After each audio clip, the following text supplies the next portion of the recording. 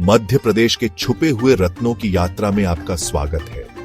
अक्सर नजरअंदाज किया जाने वाला भारत के केंद्र में बसा यह राज्य जीवंत संस्कृति, समृद्ध इतिहास और लुभावनी प्राकृतिक सुंदरता का देश है। हमारे साथ जुड़े जब हम इस अविश्वसनीय भारतीय राज्य के कम ध्यात लेकिन लुभावने स्थलों की खोज करते हैं, ऐसी जगहें जहां समय रुक सा गया है और प्राचीन अजूबे एक गौरवशाली अतीत की कहानियां कहते हैं। हमारी यात्रा सतपुड़ा पर्वतमाला में शुरू होती है, जो शहर की भागम-भाग से दूर एक दुनिया है। यहां बादलों के बीच पचमढ़ी है, एक हिल स्टेशन जो किसी अन्य के विपरीत है। सतपुड़ा की रानी के रूप में जानी जाने वाली पचमढ़ी एक पन्ना है, जो नाटकीय चट्टानों से गिरने वाले झरनों से सजी है। शांत झीलें जो साफ नीले आकाश को दर्शाती हैं और जीवन से भरपूर जंगल। हम खुद को सदियों पुरानी हवा और बारिश से उकेरी गई प्राचीन बलुआ पत्थर की संरचनाओं से घिरा पाते हैं। ये भूवैज्ञानिक चमत्कार, जिनमें से कुछ विशाल मधुमक्खियों के छत्ते जैसे दिखते हैं, समय बीतने के मूक गवाह है। हवा चिड़ियों के गीतों की आवाज से जीवंत है, जो स्वयं प्रकृति द्वारा रचित एक सिम्फनी है। गौर से देखें और आपको लंगूरों का एक झुंड दिखाई दे सकता है। उनकी चंचल बकबक पेड़ों से गूंज रही है। पचमढ़ी वन्यजीवों के लिए एक स्वर्ग है। मायावी तेंदुए से लेकर राजसी भारतीय बाइसन तक विभिन्न प्रकार के जीवों का घर। दूध सागर जलप्रपात प्रकृति की कच्ची शक्ति का एक लुभावना तमाशा। एक चक्करदार ऊंचाई से नीचे गिरता है, जिससे एक धुंधला स्प्रे बनता है जो परिवेश को ढंक देता है। पास ही बी फॉल्स का शांत पानी एक शांत राहत प्रदान करता है। पचमढ़ी प्रकृति के साथ फिर से जुड़ने, ताजी पहाड़ी हवा में सांस लेने और अपने आप को परिवेश की शांति में खो देने का स्थान है। हमारी यात्रा अब हमें हरी भरी पहाड़ियों से इतिहास और रोमांस में डूबी हुई भूमि पर ले जाती है। मांडू एक विशाल पठार के ऊपर स्थित समय में जमा हुआ एक शहर है। इसके शानदार खंडहर एक गौरवशाली अतीत की कहानियां फुसफुसाते हैं। कभी मालवा सल्तनत की राजधानी मांडू अपने स्थापत्य वैभव और अपने शासक बाज बहादुर और सुंदर रानी रूपमती की प्रेम कहानी के लिए प्रसिद्ध था।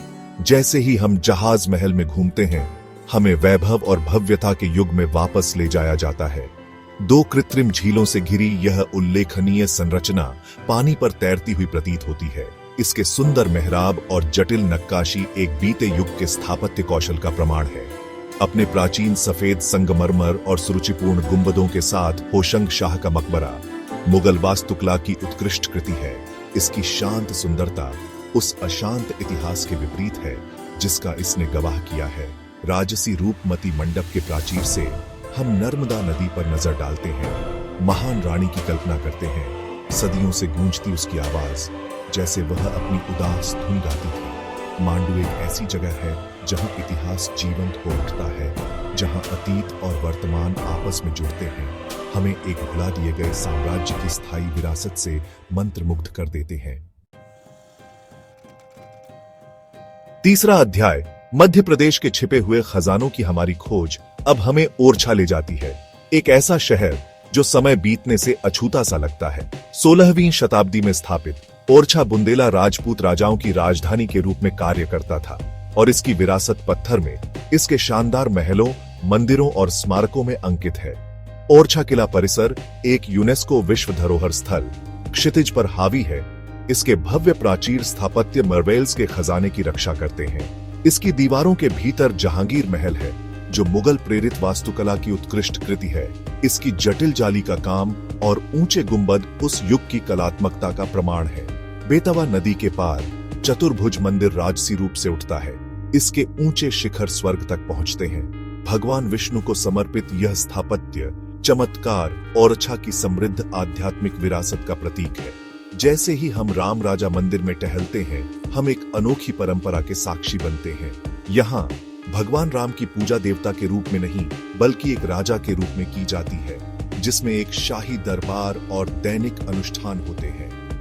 ओरछा समय में वापस कदम रखने, महलों और मंदिरों में घूमने का स्थान है, जो बहादुरी, भक्ति और कलात्मक प्रतिभा की कहानियां फुसफुसाते हैं।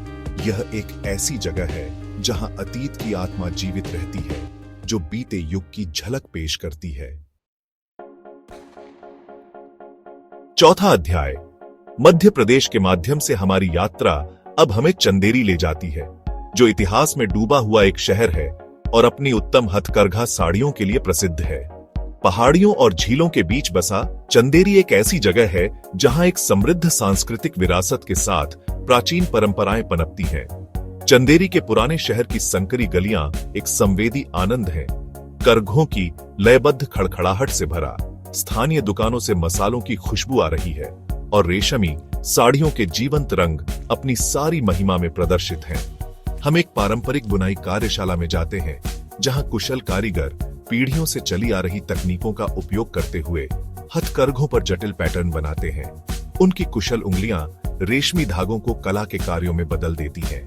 लेकिन चंदेरी अपने वस्त्रों से कहीं अधिक है। शहर के ऊपर ऊंचा स्थित चंदेरी किला अपने भव्य प्राचीर और मनोरम दृश्यों के साथ पूरे इतिहास में शहर के रणनीतिक महत्व के प्रमाण के रूप में खड़ा है। कोशाक महल अपनी अनूठी स्थापत्य शैली और जटिल नक्काशी के साथ खिलजी सुल्तानों की समृद्ध जीवन शैली की झलक पेश करता है, और परमेश्वर ताल प्राचीन मंदिरों से घिरी एक शांत झील शहर की हलचल से एक शांत पलायन प्रदान करती है। चंदेरी एक ऐसा शहर है जो इतिहास, संस्कृति और कलात्मकता को एक साथ जोड़ता है। एक टेपेस्ट्री बनाना जितना समृद्ध और जीवंत रेशमी साड़ियों के लिए है, जिसके लिए यह प्रसिद्ध है। पांचवा अध्याय। हमारी यात्रा मध्य प्रदेश के हृदय में पन्ना राष्ट्रीय उद्यान के अदम्य जंगल में समाप्त होती है। यह विशाल अभयारण्य भारत के संरक्षण प्रयासों का प्रमाण वन्य जीवों के लिए एक स्वर्ग है। इसके जंगल बड़े और छोटे जीवों की पुकारों से गूंजते हैं। जैसे ही हम एक रोमांचकारी जीप सफारी पर निकलते हैं, प्रत्याशा हवा में लटकी रहती है। घना जंगल छतरी, पत्तियों से छनकर आती धूप रहस्य और उत्साह का माहौल बनाती है। अचानक हरकत की एक झलक हमारी नजर में आती है। एक सुंदर चित्तीदार हिरण उसके कान चुभे हुए अंडरग्रोथ में गायब होने से पहले पल भर के लिए जम जाता है। जंगल छिपे हुए अजूबों से भरा है, जिनकी खोज की जानी बाकी है। केन नदी पार्क के बीच से होकर बहती है, विभिन्न प्रकार के जानवरों के लिए जीवन रेखा प्रदान करती है। हम विस्मय में देखते हैं क्योंकि हाथियों का एक परिवार पानी के किनारे तक पहुंचता है।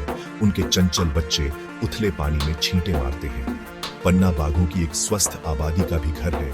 ये शीर्ष शिकारी पार्क के सफल संरक्षण प्रयासों का प्रतीक है। और अगर हम अविश्वसनीय रूप से भाग्यशाली हैं, तो हम इस मायावी प्राणी की एक झलक पा सकते हैं।